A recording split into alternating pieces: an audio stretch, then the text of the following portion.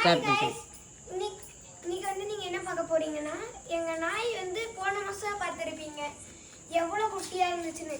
இப்ப பாருங்க எவ்வளவு ஹைட்டா நல்லா குண்டா வளர்ந்துருக்குன்னு. Yes of course. நீங்க வந்து லைக்கும் சப்ஸ்கிரைபும் பண்ணி வச்சிருங்க. அடுத்த வீடியோ போடுற சீக்கிரமா. அதே மாதிரி இப்போ இதை மெயின்டைன் பண்ணுறதுக்குலாம் நம்மளுக்கு வந்து எதுவுமே அது நம்ம சாப்பிட்ற சாப்பாடு தான்.